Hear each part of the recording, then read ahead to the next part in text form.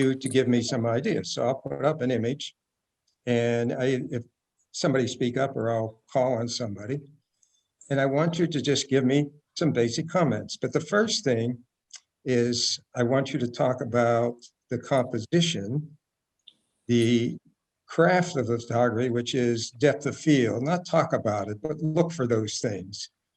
Where is the eye going first, which is to the lightest part? And if all those things are working, then you think about some of the other things I've talked about, which is reading left to right.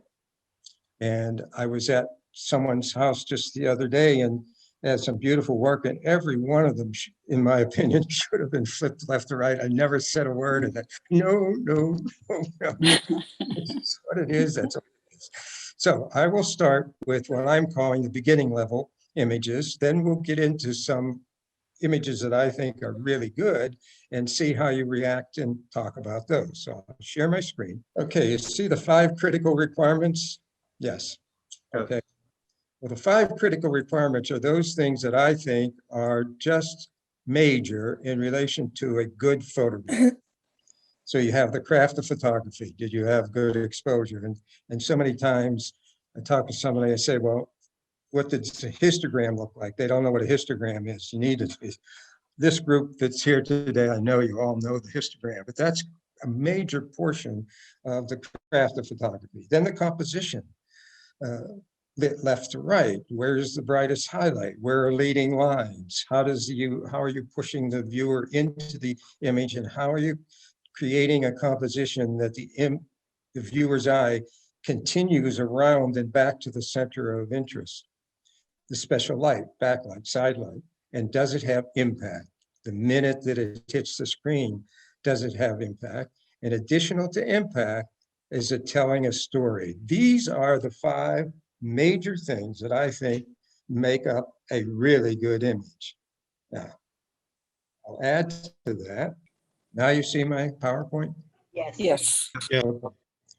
But I consider wow. These are the elements within an image that are a little more detailed than what I just talked about, which is give the viewer a place to stand. Because then the viewer has an emotional response to your image. And if you don't give them a place to stand, it could be a very beautiful image, but they're looking at it, they're not in it. Then I talked about left to right, 3-dimensionality. How are you using dark aspects of the image or dark elements against light elements, and light elements juxtaposed to bright elements? That creates 3-dimensionality. Very strong leading lines. And you'll see some of these when we get into some of the other images that I'm calling wow images today. Ansel's definition of a beautiful black and white was no pure black or white where the mind expects to see detail. So he has images with pure black when the mind is not saying, yes, I should see in that area, or white. And so I am very sensitive to pure black areas and pure white areas. Selective saturation. You don't need to saturate the entire image. If you saturate certain portions of the image, it becomes very much an eye catcher. Tell the story, as I talked about in the previous one. So let me minimize this and bring up first. Now, when I bring this up, I want you to tell me, what would you do to it? And is it a good image, and why? Somebody, how about you, Bob? Bob Zell? Oh, okay. To me, I think I might crop it a little bit from the left. And then, well, and come down from the top too. But Yes. And why would you do that? I agree with you, by the way. Because it doesn't seem like, you know, the body is in there, or just a little bit, whatever. Yes. And by cropping it, I would more or less put the primary focus of the photo on the head of the bird and the fish, and that type of thing. I would shrink that a little bit. Yes, actually, I'll give you some other words. That spacing above the bird, by the way, this is a great photograph. This is not mine. It's a very good Oh, yeah, photograph. yeah. Is that any area that has a lot of space, the eye will go there. And so if you crop down, I will, and I'll do that, crop down, you're forcing the viewer not to roam around in your image. And this rectangular format now fits the image much better. Think about that when you're doing it. Now, Bob, I'm only giving you a C plus because the first thing I expected you to say Was to flip it. Flip it. Yes. Because you now are looking right into the face of the bird. Let me go back to this. You see how your eye's coming in from the left, and then you follow down the beak and sort of off the right-hand side. You stay in because the head is so bright and so on, but watch the difference of looking into this by coming in that way. What other things, Bob, would you think to change a little bit on this? To me, it seems like there's quite a few little bright areas. Yes, exactly. Again, and the reason why I said crop before was from the left a little bit, was that the top of the bird's back is a little bright on the side. Yes, it is. The top of the head, there's some, looks like burned out spots, and that area right there around the neck, if that was burned a little bit, that would, I think, help it. Yes. Now, why, when you say help, again, I want to just help you with some language. What does it do by darkening an area? It forces the viewer to look at the brighter areas. Correct, correct. Yeah. So by doing this, for example, and maybe the beak here a little bit, let me go back before the burn. See now where your eye goes? Now where your eye going? Now, two last things to do with this image. There's a bright spot that I think should be removed or cloned. Where do you think that is? One is at the top of the beak. No. Well, or the spot that you've got right there. Right here on the back, because my eye comes in and it jumps to this bright area back here. So we could crop it off, which is what you had said before, because that's a little bit of a bright speck and it takes you right to it too much. Yeah. So if we crop that and then want to bring the eye out a little bit more, how could we do that, Bob? You can, I think before you've actually burned some of the shadow and then dodged the highlights. Yes, that's correct. What about adding some color to it? Oh, yes, yeah. Sponge, use the sponge saturate. Tool? Saturated, yes, yes. Yes, at about 30% is what I found to be a good way to initially start. And it, with this little check mark up in vibrance, it lightens and colors at the same time. Look at the difference of just those two steps. Yeah, that's a lot right there. You don't even need to do anything else, really. No, no, isn't that something? So let's take a look at where we were. Open, and then flipped, crop, and then flip. Now, just those subtle changes to this level. Yeah. The only problem I still have with it is across the top of the head of the bird, that yes, blown out spot. I agree. And that requires a little bit more work to try to do that. But good point. So the issue here is that this was shot in a very bright sun and the positioning of the photographer and so on. So, yeah. John, can I add something? Absolutely. Well, the center of the picture is basically an out of focus little fish. So one of the things I would experiment with is both sharpening as well as saturating to get more 3D definition out of that. I don't always do that, but I'm sorry, I try to do it. I don't always leave it depending what it does for it, but I'd love to see what happens there, sharpening and saturation. There we go, watch. I'm using the sharpening tool, and I will tell you that on if you're doing a small area, the sharpening tool works really well. If you try to do a larger area, it tends to create some pixel problems. So let me just go back. Let me zoom in. And this isn't, this is a small JPEG we're working with here, so one aspect of it. But even so, here's before, and here's the sharpening tool. Good comment. Anyone else? Hey, John, this is Jim. What about the background? Could you darken that a bit to make the bird stand out a little more? Is that- Absolutely good thought. So the way to, how would you suggest doing that before I just jump right in there and do it? Well, How I would you guess, do that? I guess I would start with the burn tool, and if that didn't work, then I'd try the autocorrect and maybe get some of the darker areas and copy those. Yes, well, two things, two ways. One is certainly do what you just said, which is use the burn tool, do it on midtones at about 15, 16%. And I always tell you, just make it one swipe across, do it evenly. Don't do this. Don't go back and forth because it builds up on it all the time. So just do those kinds of things and look how much more that brings out the bird against that. I'll get these other highlights here. Those highlights are very distracting to me in the background. I get very sensitive to anything that's taking my eye away from where I want the viewer to go. So just quickly, and let's look at that from before. And we were accepting that, okay, and then all of a sudden now look at it. How much Nice. more three-dimensional? It's more three-dimensional.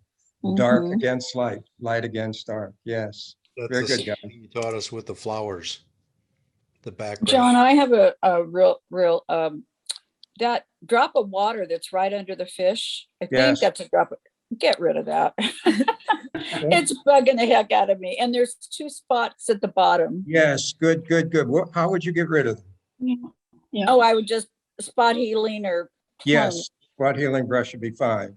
And when you're using a spot healing brush, don't make a big one, just make a small one. Right. A little bit of a dab, and Whew, it does I a feel much better. better job than if you try to make a big one and bring it around all the Right. way. And there's one more under the bird on the right. Below, below, below. I Move don't it down see it. below. Oh, on my screen, it's right at Actually, the edge. below his eye, if you go all the way down to the bottom from the eye, Yes, to the right. further down. Oh, I see. Yes, hold on. Yep, yep. I didn't have my screen open all the way. Oh, There you go. Now Bingo. look at this. Look what we've done, and you guys really jumped right in on it. Here's open, wow, what a Crop. difference. Yeah. flip. Now watch the subtleties of the changes you've made. Wow, that's three-dimensional. All right, let's go to a different one.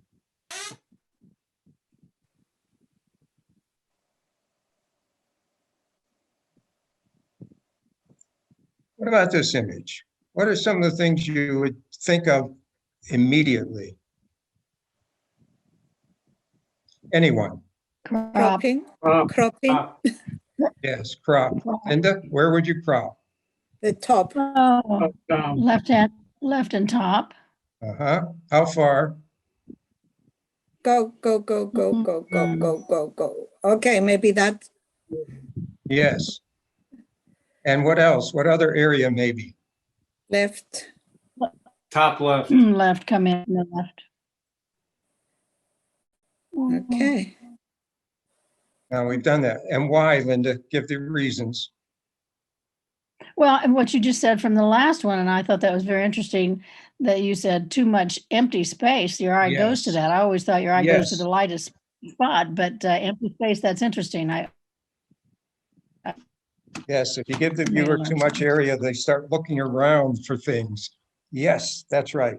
Now there's, I would even crop more, John. I would Yes. crop from the right. I would crop up to, yeah, go to the left now. Go to the left. Further. No, to the left. Oh, Yeah, push it to the left. Yeah, yeah. right there. Okay, because what we are really looking at is at the tiger's head and his snooze. His entire body is not there anyhow. So if we crop more, that Yes, doesn't matter. I Yes. think now we have an impact. yes, And I would crop a little more even from the left, on the left-hand side, close Okay. towards his front toe. yes. See, now this is good. Now I put have down a photo. from the top a little bit also, to give Right, this now sort I have of a photo with impact. yes, and you force the viewer to see exactly what you want to see immediately. Let's Right. just go back to open. First crop. Now we're down to this right there. Yes, you're good.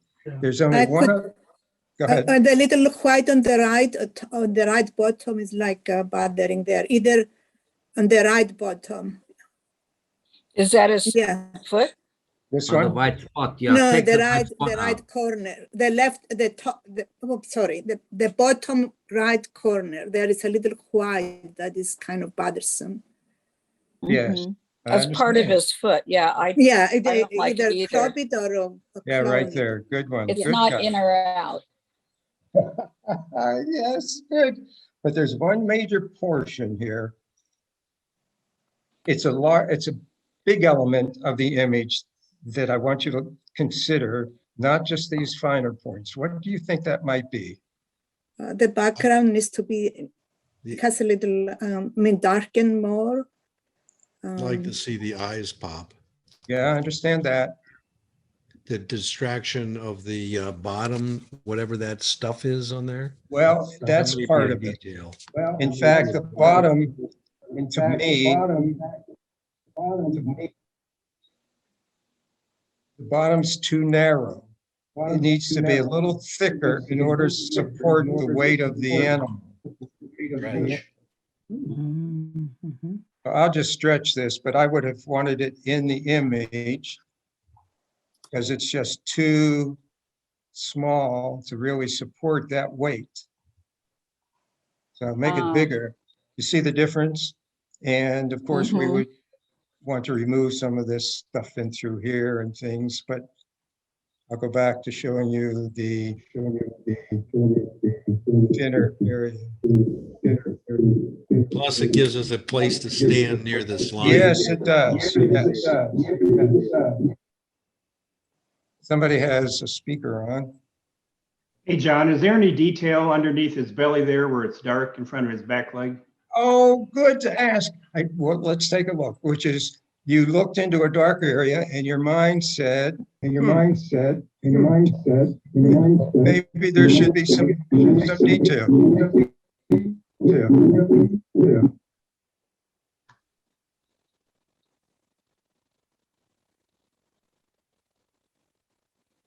Can't get all of it because this is a small image that I got off the web, but yes, you picked up on that. Look at the difference here from that dark area, being an area with some detail under there.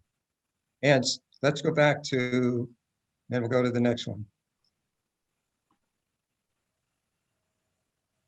How thin this bottom portion feels. Now you're thicken it up, and now it's a little too bright. So you need to darken it so that the eye stays on the upper part. See the difference, guys? Yes? Mm-hmm. Okay, let's try a different one.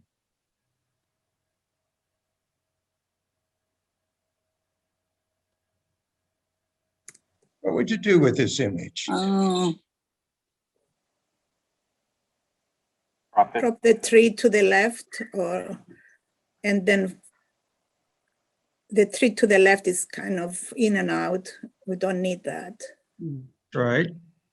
So what would I do? I think you can crop it. Yes. Yeah. Yes, I would too, because what is the main subject? It's the horse. The horse. mhm. So let's crop down into where we are emphasizing the horse. That's what I wanted you to Mhm. think about with this image. And how How much, about flipping the picture? to let we'll the try horse- that. I tend to like looking into the face of it, but let's flip it to see. Because something like this will work either way. You're now feeling the horse moving and out. Works. Okay. I just really like just personal, like. Yeah. Okay, now that we have it, and you see the different, we've not done a lot, but you've taken an image, somebody Mhm. shot, and oh, look at this horse. And then, so they get so focused literally on the horse that they don't think about how can I emphasize what I photographed. Mhm. Now, I call this flat. What do I mean by Mhm. flat? No contrast, maybe? Yes, and how would we change that? Well, I was also thinking about the sky, wanting to do something about that, because that, I don't know, seems flat. Could you take that over to Adobe Camera Raw and dehaze that and see what it looks like? Yes, but so let me just also explain that if I take the whole image over to Adobe Camera Raw, it will dehaze the whole image, which is okay. Oh, because it will. nothing here. I may try doing select sky and see if it selects sky fairly well.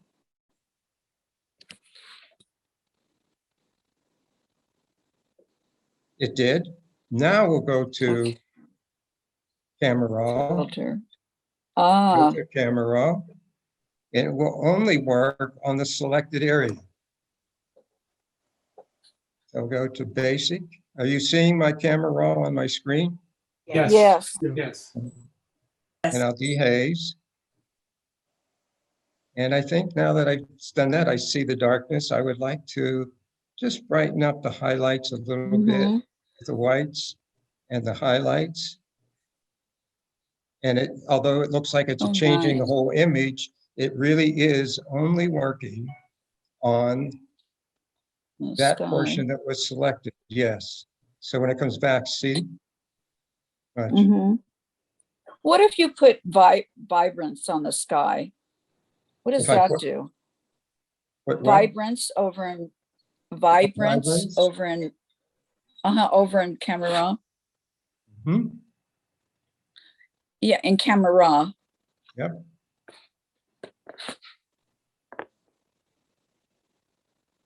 Now let me explain the difference between vibrance and saturation. Vibrance will Mhm. increase color saturation only in the muted colors. And because we had that selected, it's only working on the sky. I'll bring the whole image over. And saturation saturates all the colors in the image, whether they are somewhat muted or not. That's the difference between these. Let me bring the whole image over.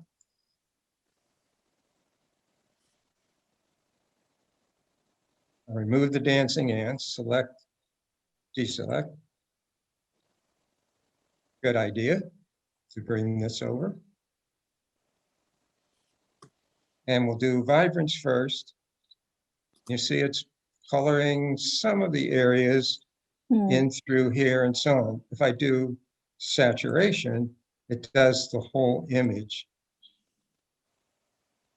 which means it's doing the horse. You see it's doing the horse? So Yeah, you have to be careful about those things also, that right. aspect. And the way then to do that would be to, I don't want to color the horse. So what do you think I could do instead of doing it this way?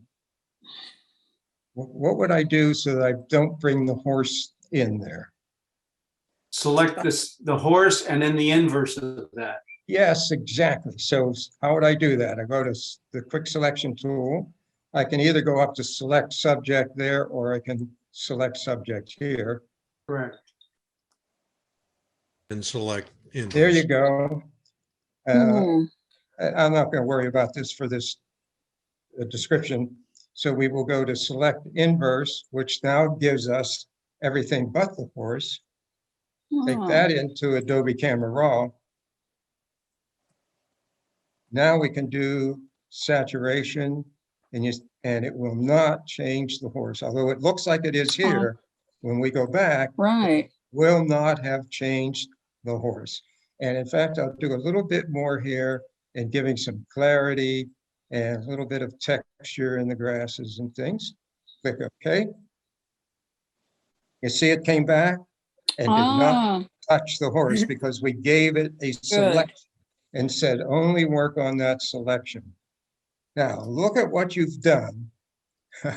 How you've not, I was about to say you've not done anything sophisticated, but you have in a way. But more importantly, I want you to see how you keyed in on the key elements. Here's the opening. And now here's where you are. What a difference. John, there's one more thing that I just, it might be a comment / question. The depth of field here was set such that the background is out of focus and the foreground it's in focus, but not consistently. So I'd almost like to blur some of the grass at the bottom or sharpen something else. It's just, there should be a little bit. And now if you blur the bottom without the horse, or mute it, it would make the horse stand out, and then my eye would be so distracted. Yes, because in fact, rather than doing the muting at this point, let's try this first. Let's just darken the foreground on midtones at about, let's try 15%. And I'll run this across once, twice, 3 times. Notice now Already better. How that pushes your eye into the horse. Watch. See, it's flat. It's flat. That's what I call it, flat. Now watch. Now it's more 3-dimensional, and watch how the horse stands out even more. Yep. Good point. Hey, John, just one thing I would have tried if you had the horse selected, I would have tried to saturate the horse to see if that brought the horse out more, just to try it. Yes, well, let's do it. Oh, do you mean saturate it? Or do you mean dodge it? Well, I was thinking since you had it in run, you had the horse selected, I'd have tried both things. Oh, yes, I see. Yes, that would have been a neat thing to do. Yes, I don't want to take the time to go back and do that, but yes, once you had that selected. But let's just bring out a little bit of the highlight. So I'll use the dodge tool on highlights. I'll try 13% and do just the head, and then darken a little bit of the body of the horse, because now I want to draw the viewer's eye right into the horse's head. Watch the difference here. More 3-dimensional. All right. So other comment? I actually blew out too much of the area. Is there anything you can do with the eye? Yes. Okay. I mean, is there any detail in there? Well, there may be. And one way to find that is to use the dodge tool on midtones. Okay. Make it small so that you are doing only the eye. And if you find detail, which it is, I bring this up more. If you find it like that, my recommendation is change it to highlights, brighten it almost beyond what you want, and then go to the burn tool and put it on shadows. So now you're creating contrast only where you want to put it, which makes something more 3-dimensional. So if I darken the darkest pixels with the burn tool on shadows and lighten the brightest pixels with it on highlights, you see the difference. I'll show you that. There's the eye. There it is now. What a difference. And look how you see this image now. You guys have done a great job. Look at this from open to here. Well done. Let's go on to another one.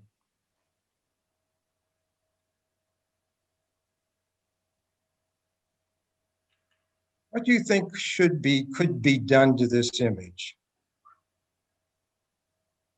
Where's your eye going first? To the Tail. back. Back of the beagle. Yes, to the bottom of the beetle. Here. Yes. Are there any areas that are somewhat distracting? Top right. Yes. lower right. Show you upper what I did. Look at the difference. By removing this bright area and on the right hand, upper right hand area, removing that, darkening that, that allows the beetle's head to stand out a lot more. And you see the brightness here? Your eye, I think, goes here immediately. So darkening that brought out more texture in there also. Now there's one other thing I did to bring your eye into an area for to have some interest. Where is that? The shadows. It's the top right under the belly. Yes. See this area here, which is Yeah. very dark? You brightened that. Bring out the detail. Use the dodge tool on midtones.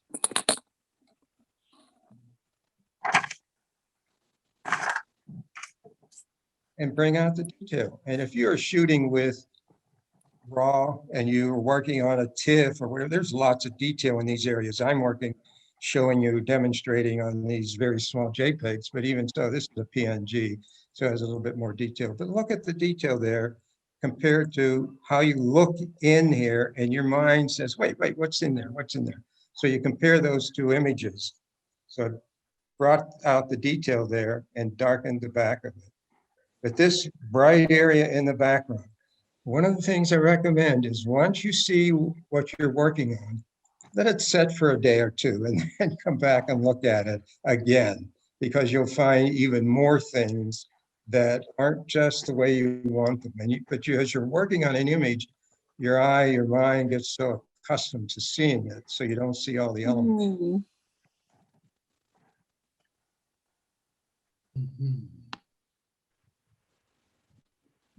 All right, open up.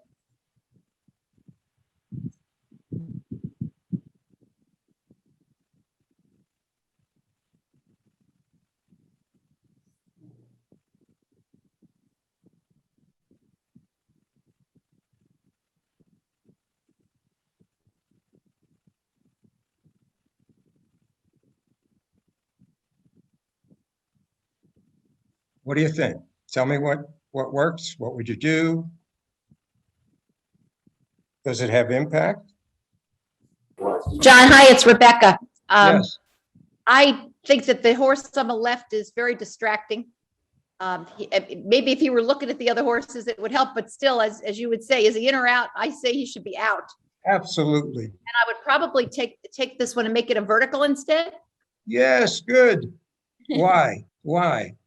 Because I really want to focus on the verticality of the horses, that the head being higher than the body. Yes.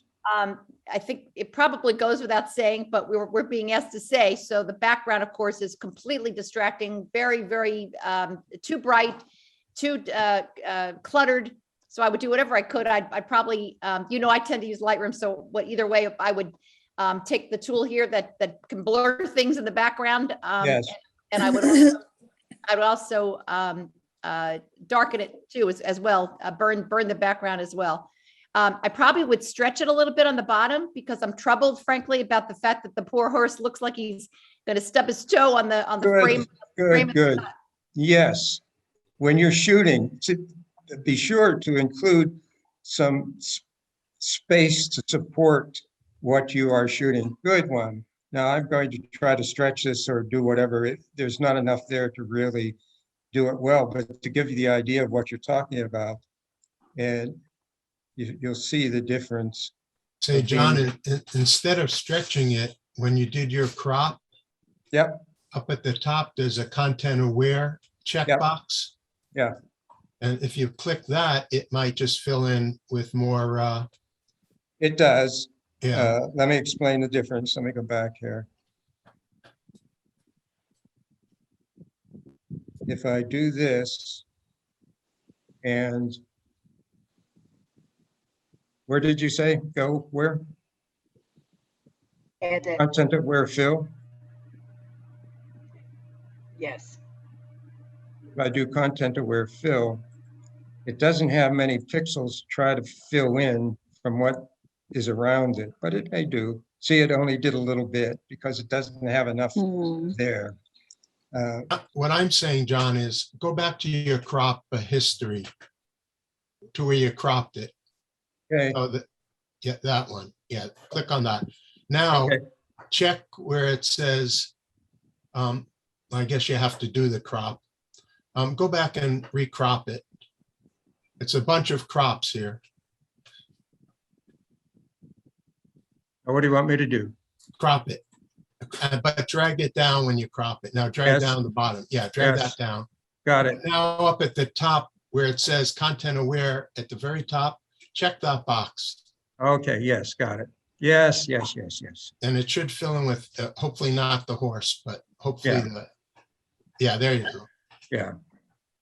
It did some, and It some, did- it first did- of all, I want to point out what he just pointed out.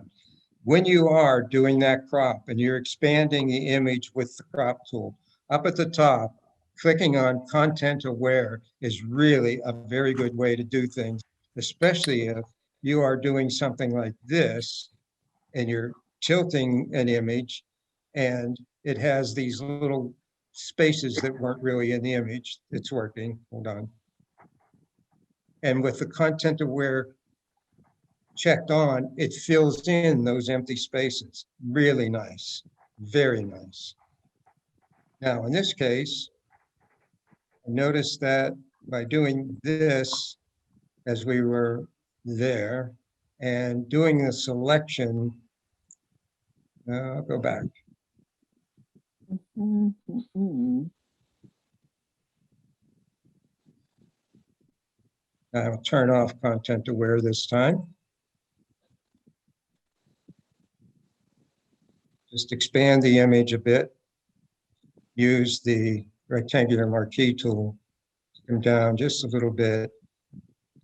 I'll do edit content aware, edit fill content aware. But he's right, that little, didn't do it.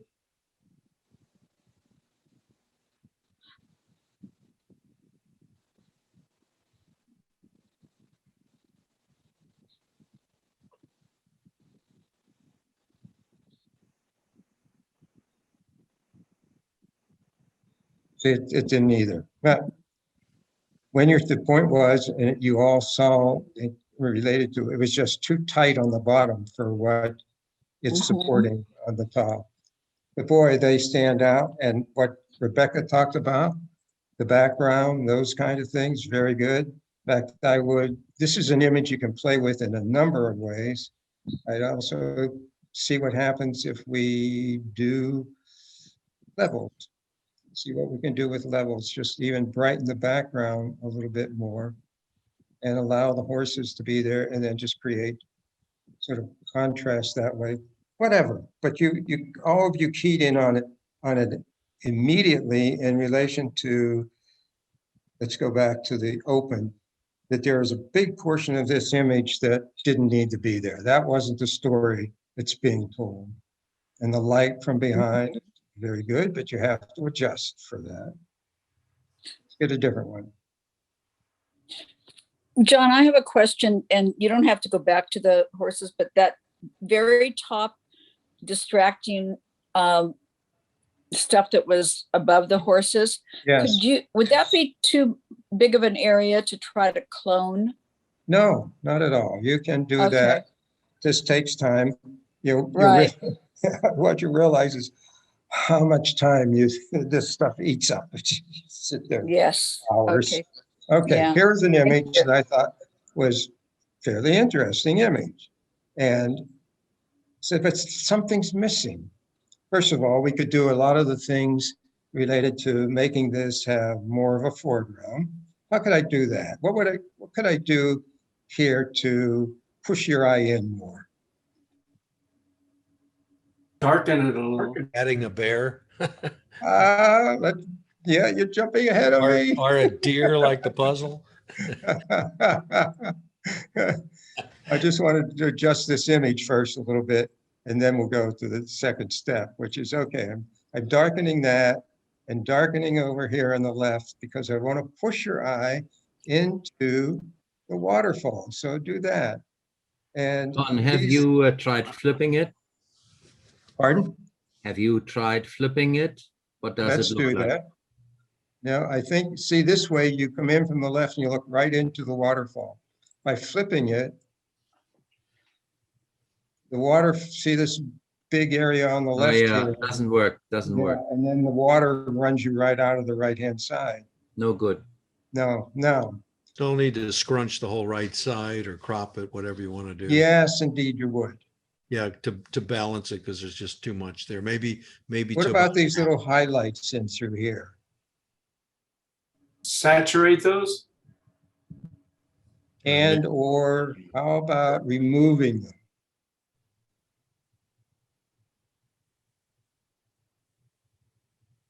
We use the spot healing brush. Do them a little at a time. You see the difference of removing those and where your eye goes. I'm not doing a great job, but you get the idea of those. And even down here at the bottom.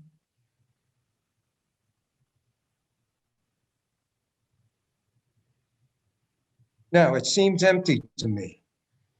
When you have a big empty space like that, you're either crop in or scrunch, do a Mariana scrunch on the right-hand side, or you fill it in with something, either when you shot it or you put it in later.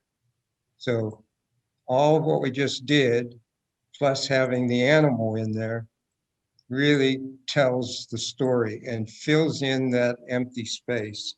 Very important. Hey, John, what about the sky between the trees at the top? Yes, what about them? Did you Good. maybe darken that up or something so it didn't have so much emphasis? The light areas in among the trees? Yeah, somehow make Okay. that better. Yes, no, yeah, right, you hit right on it. And here's an easier way to do that, I think, is to stretch it. So edit, retransform, because there's nothing up here that will go out of shape in any way whatsoever that will be a problem. So do that and just remove that portion altogether. There's a little bit of highlights here. We just use the spot healing brush there, maybe this piece here. And look at the difference. So you got right onto it.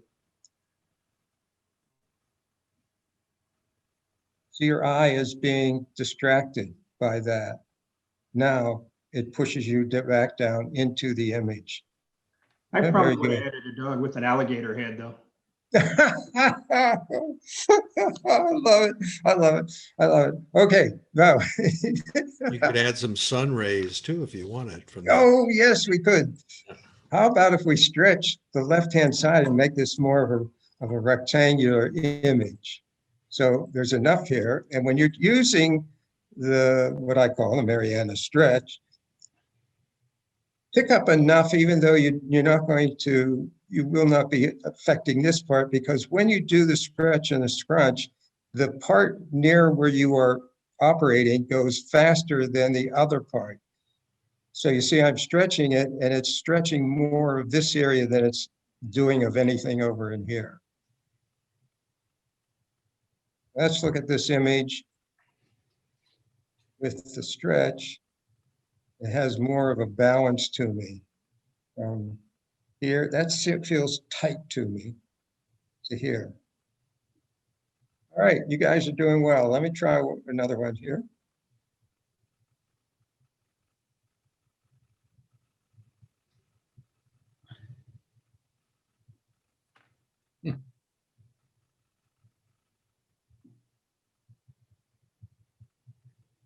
What would you do with this? This is striking image. Where does your eye go? Anyone? The sun. Mm-hmm. Yes. Yeah. Right What- out to the sun. Darken the left. Where do you want to see some detail? Right. Bottom left. Mhm. Bottom right. bottom right and left. Yeah. Yes, exactly. So dodge, midtones.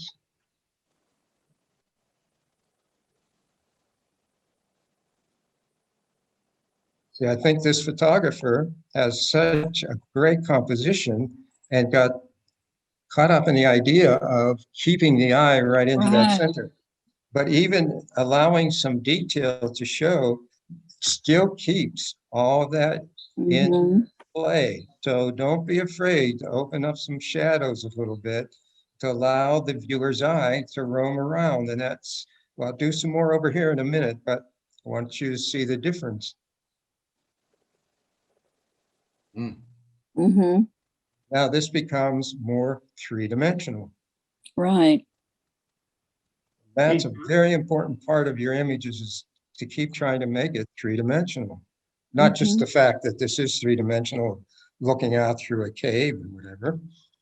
How about over in this lower left area? Let's see if we bring out some detail here. Hey, John, do you have a rule of thumb on when to use midtones, highlights, and dark? Yes, I do. From experience, I found that if I want to open up shadows, in a sense, I'll use the word softly without having a large contrast, then I do it on midtones. If I use the highlight portion of the dodge tool, it tends to highlight, well, not tends to, it is designed to highlight the highlight pixels only and affects the midtone pixels slightly. So on this, for example, might brighten up that area. See, it's actually creating contrast over there. Where if I do it, see, let me do that. There we go. And then see the difference? But if I do it on midtones, it's working on the midtone pixels and I'm not affecting the bright highlights. And in a shadow area, I don't want to bring out the bright highlights. I want to bring out only the midtones. And up in the top part in the upper left on this, I couldn't get much more out of this lower left. Let's see what we have up here. Yes, look at the really nice detail up in that area. Now, show you the difference from open. Keep in mind, those areas are so dark, no detail. Now you come into the center here, but now you allow your viewer to feel the three-dimensionality of the image. As beautiful as this image. Yeah. John, what about darken just a bit to the left, this bright area to the left? Yes, good. Why would you do that? Just to emphasize the background, which is the most Yes. lighted area. Yes. Just a little, not much. Yes, and achieve some of that with like a vignette technique and just good. all the way around. Yes, you could do that also, but before we do that, let me darken here and I'll explain again. When I use the burn tool, I almost never use it, and I mean almost never use it on highlights, because all it does is make them sort of gray. So if I want to darken the midtones without affecting the black parts of the pixel, then I'll use that. If I want to darken only the darkest pixels, then I'll use it on shadow. But in here, I want to darken just the midtones. And I want to darken this area here a little bit to bring your eye, balance the overall darkness of things and bring your eye over into the center more. Now let's look at that.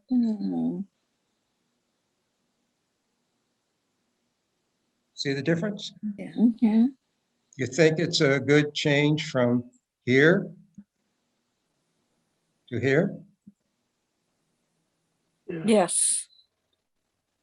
You understand? It's more than a good change. Pardon?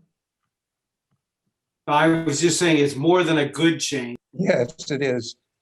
What about possibility of after you've done all this kind of work, then look at the presentation related to, do I want to make it more lateral? Do I want to stretch a side of it, or even stretch the width of the whole image. In this case, what do you think about stretching just the left side a little bit?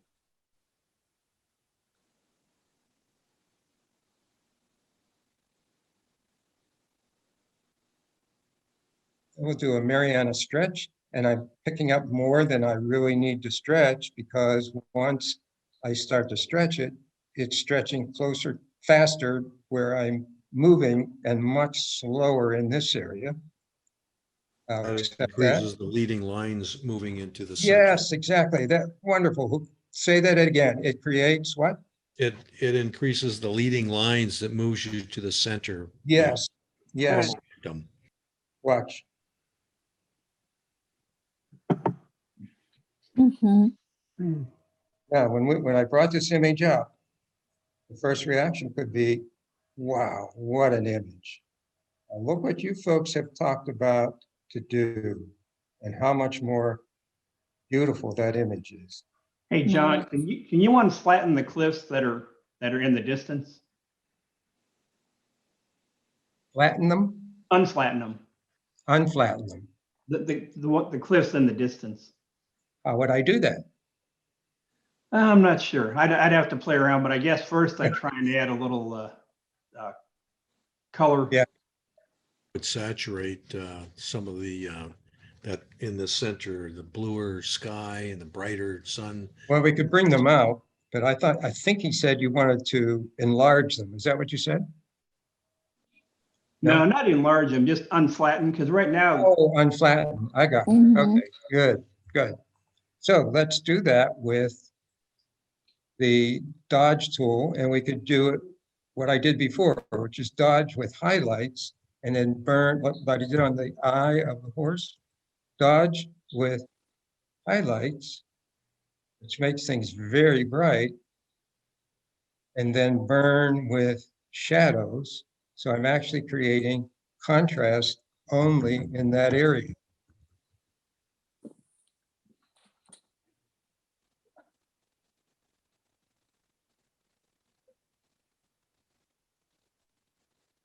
And you could play more with it and come back and say, oh, I want to brighten up those highlights a little more. But that's how to create a contrast only in a specific area. And something just struck me as I've keyed in on this now. There are two bright areas that I would want to fill in. Where would one of them be?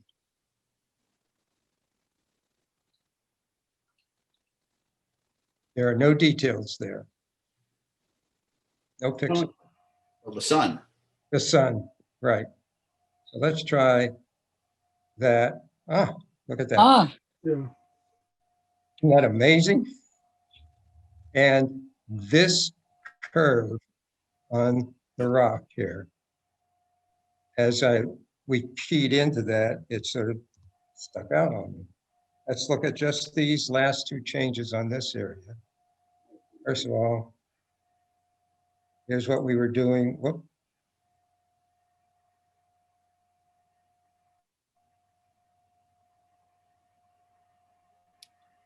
Here are the changes of that area back in here. Much more three-dimensional. Very nice. Good one, Jim. John, I have a question for you. Yeah. When you do your stretches and your scrunches, do you ever use the content aware scale tool as opposed to the transform tool? I haven't, only because it doesn't give me this. Well, first of all, back up, John. When I do, let's just do something like this, and I won't do the whole thing. But if I do this and I go to edit, rather than using free transform, I certainly can use transform and use any one of these things, but it may tend to move one of the other squares that are involved, and I don't want any other square.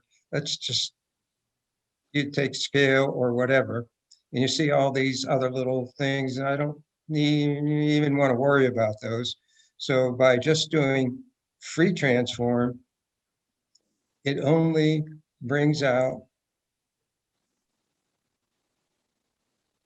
and it won't affect anything else. So it just controls it better is what I found. Okay, let's go to another image. Then we're almost finished.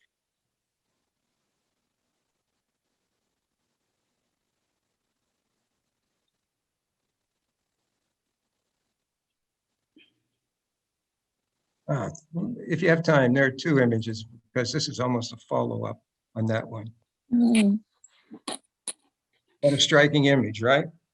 Now, look mhm. at this and think about how did he shoot this? What is duplicated here and what isn't? Because my first reaction was he copied half of the image, flipped it around, put it on the other. But then the more that I looked at it, there's a very different foreground here on the left than there is on the right. So maybe he did just this piece. No, but he did that. He needs to get this in here. And so I think he actually shot it this way. And I would do and recommend to do the same things we did on just the previous image. It's opening up some of those shadow areas. I'll just do some of them quickly. Would you dehaze? Well, the dehaze, let's try it.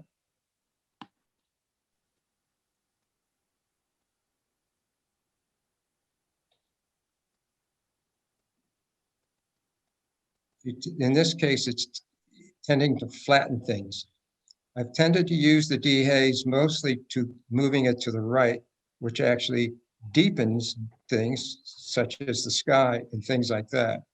But if you do this whole image, it's sort of opening it up and flattens it out too much Yeah. that way, rather than do what we did on the previous image, which is to get the dodge tool, put it on mid-tone, because that's what we want to bring out, and run it across some of these darker areas to bring out some detail in those areas.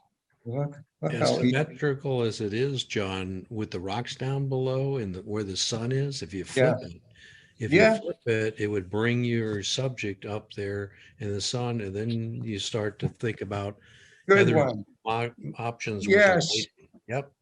Yes. Good one. Very good. And let's bring a little bit more three-dimensionality to that. So if we do a selection of this area,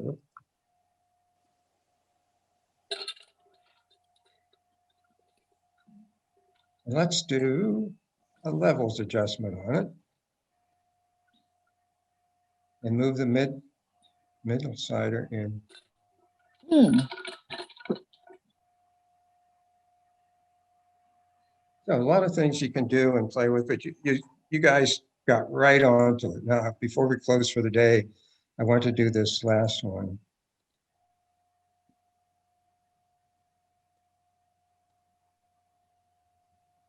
What are your recommendations on this image?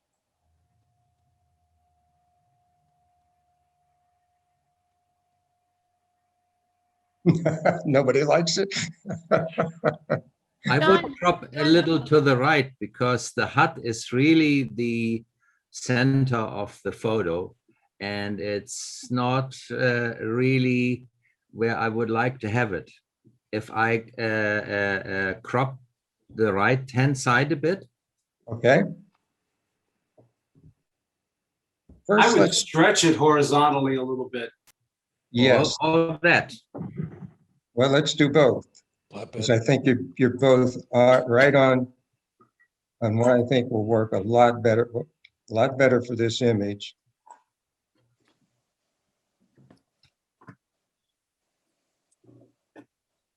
John, do you think he shot it that way, where half of it is black and white and half is in color? No, it's all in color. So you think that was the color, that was the color above the midpoint, above the midline? Yeah, I do. Yeah. Then you know what? I would consider converting this into a black and white image. Ah, I'm sorry?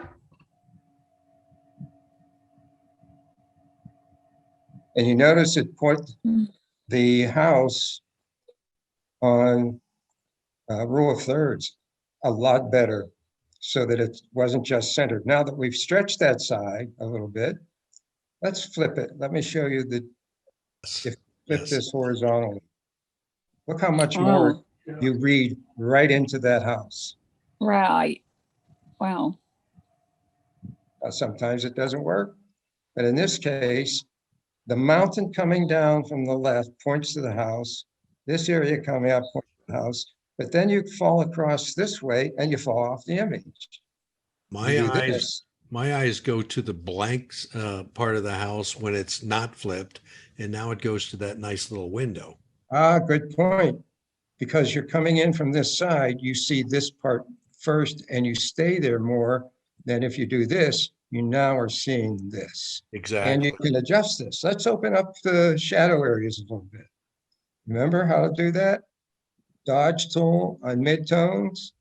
Let's just open here. It's only 13% exposure. Just open up some of these shadow areas here a little bit. Watch just that, how much of a difference it makes and how, to me, that doesn't look good. Now it looks a lot better.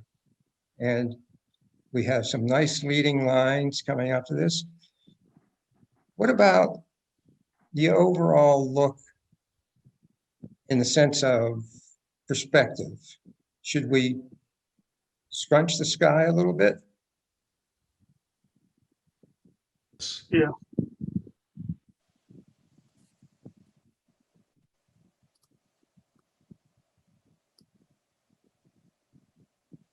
Because the foreground is the emphasis. As beautiful as that sky is, the foreground is the emphasis. And by using, the reason I came up with a scrunch and stretch for my images, and that's how it all came about, is I didn't want to lose any of the detail. If I crop the upper part of the sky, I'll lose some of the detail. And I thought, what can I do to, how can if I just scrunch it together? And that's how I came up with that Mhm. aspect of it. In this particular image, before you scrunched it, that mountain to the right just looked disproportionately too high. And scrunch also makes it more horizontal. Yes, good point. And Good point. that's Yes. much more Oh. perspective with the left side. Yeah. John, and regarding that mountain or hillside that's both to the left and the right, Mhm. would you do something? I don't know. I'm kind of feeling like, especially the one on the left is like flat, but I don't know what I would do to either one of those to make it Oh, you just more walk, appealing. you walk into just the right thing. Let me show you. Okay, thank you. Select all, edit, Mhm. transform, warp. Now, even with, there are multiple aspects to the warp tool, meaning I can do 3x3, 4x4, all kinds of things. But I'm just going to leave it at the default right now. Grab the upper part, and a warp allows me to change a portion of the image without changing much else of the image. So I'll just grab this and pull it up, and look what I'm doing with the mountain.